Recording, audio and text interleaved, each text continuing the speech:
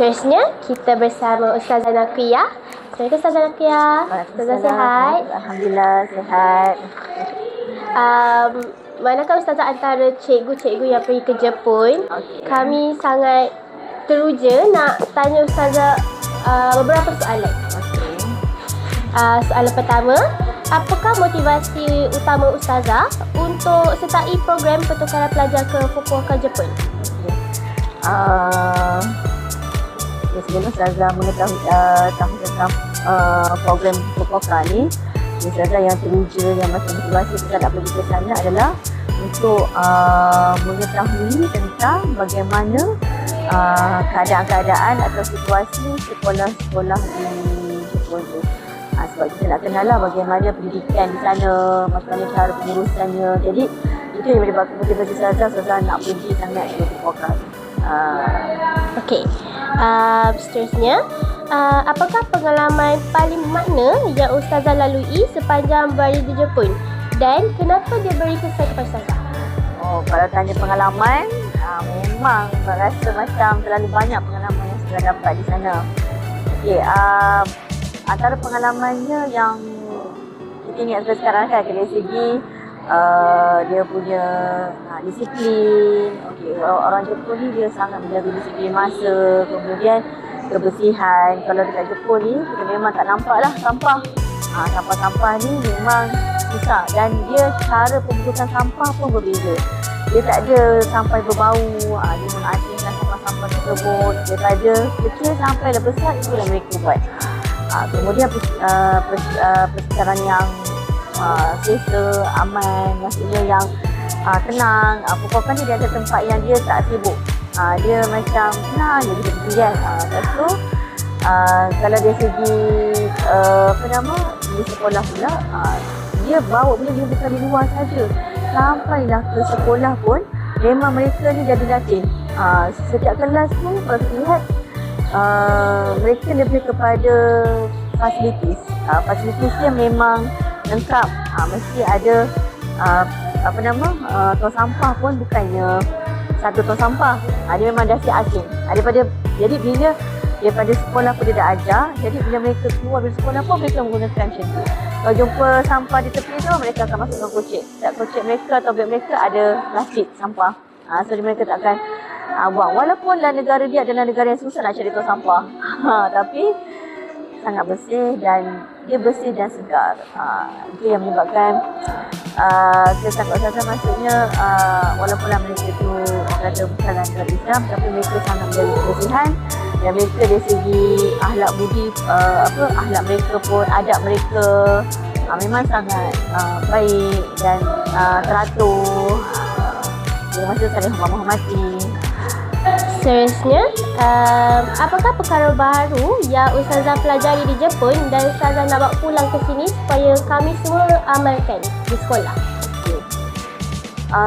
Kalau Ustazah nak bawa ke sini lah, saya rasa lagi satu pertama disiplin. Disiplin ni mereka ni dia dilatih daripada kecil lah kan. Maksudnya disiplin okey. Macam kalau kita lihat macam bila Ustazah pergi ke sekolah, pelajar Jepun ni dia dia bising tak bising sangat. Dalam kelas tu kan, mereka boleh bawa tab. Mereka boleh diberikan kebebasan untuk pilih subjek mereka minat. Dan subjek mereka tu tak apa. Subjek mereka fokus pada subjek tertentu. Jadi bila dalam kelas tu, mereka bila bunyi lonceng dia orang bukannya lonceng kita kuat kering, tak ada. Macam orang slow je, bunyi macam irama muzik.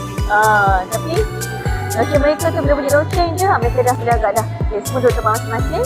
Macam mereka kecil je. Duduk tempat masing-masing. Belajar ramai-ramai tapi tak bising. Terus je duduk fokus kepada untuk belajar. Walaupun cikgunya belum masuk lagi ke apa, mereka terus duduk tempat masing-masing. Dan mereka bawa tab, tapi tab mereka tu di blok. Maksudnya mereka hanya boleh masuk sistem yang ada di sekolah saja. Mereka tak bolehlah masuk dengan sistem lain, nak tengok main game ke, tengok YouTube ke, tak ada. Mereka buat kerja masing-masing dan fokus di sini mengajar.